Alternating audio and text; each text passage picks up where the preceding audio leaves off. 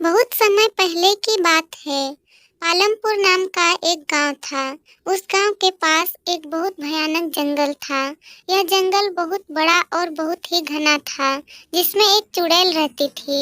गांव के लोगों का कहना था कि जो भी व्यक्ति अंधेरा होने पर उस जंगल में जाता था, वह वापस लौटकर नहीं आ पाता था। चुड़ैल उसे मारकर खा जाती थी।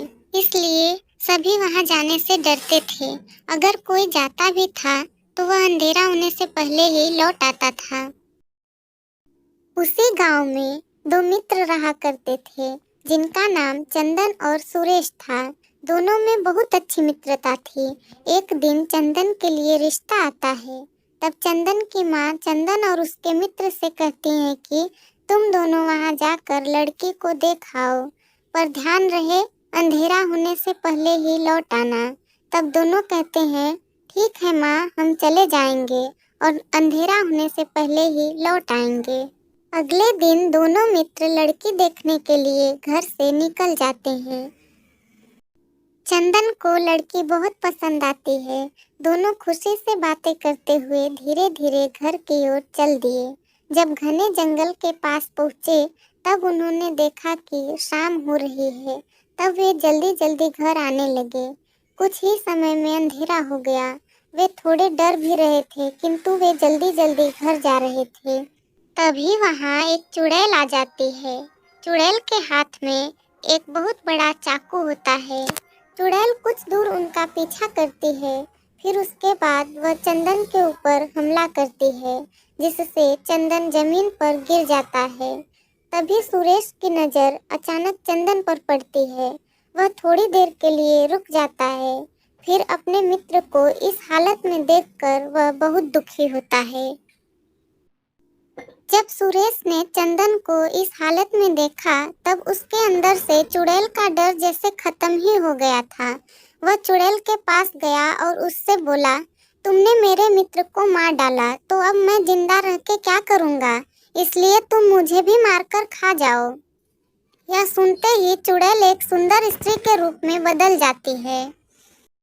चुड़ैल को एक सुंदर स्त्री के रूप में देखकर सुरेश को बहुत आश्चर्य होता है। फिर देखते ही देखते वह चुड़ैल उसके मित्र चंदन को पहले जैसा ठीक कर देती है और सुरेश से कहती है कि कई वर्ष पहले की बात है। मैं अपने सहेलियों के साथ इस जंगल में घूमने आई थी और घूमते घूमते मैं रास्ता भटक गई थी और एक साधु की कुटिया तक जा पहुंची थी। उस समय साधु महाराज यज्ञ करने में व्यस्त थे। मैंने उनका ध्यान भंग कर दिया था, जिससे उन्होंने मुझे श्राप दिया था कि मैं एक चुड़ैल बन जाऊं और इस जंगल में अंधेरा होने पर जो भी आएगा वह जिंदा नहीं जा पाएगा। मैं उनकी बातें सुनकर डर गई और रोने लगी। मैंने उनसे क्षमा मांगी। तब उन्होंने बताया कि जब कभी कोई व्यक्ति स्वयं तुम्हारा भोजन बनने के लिए तैयार होगा, तब तुम अपना स्वरूप वापस पा सकती हो। आज तुमने मुझे पुनः जीवन दान दिया है। मैं तुम्हारी ऋणी हो गई हूँ। चुड़ैल की बातें सुनकर चंदन और सुरेश वहाँ से जाने लगते हैं। तभी चुड़ैल सुरेश से कहती है कि अब मेरा इस दुनिया में तुम्हारे सिवाय कोई नहीं है। मुझे अपनी जीवन संगिनी के रूप में स्वीकार करो। उसकी बातें सुनकर सुरेश कहता है कि लेकिन मैं कैसे भूल जाऊं कि तुमने मेरे दोस्त पर हमला किया और तुम एक चुड़ैल हो। तब चंदन सुरेश को समझाता है। तब चंदन कहता है, ये सब एक श्राप के कारण था। अब ऐसा कुछ भी नहीं है। तुम इसे अपने पत्नी के रूप में स्वीकार करो। चंदन की बातें सुनकर सुरेश उस चुड़ैल को अपने पत्नी के रूप में स्वीकार कर लेता है और तीनों खुशी खुशी अपने गांव जाते हैं।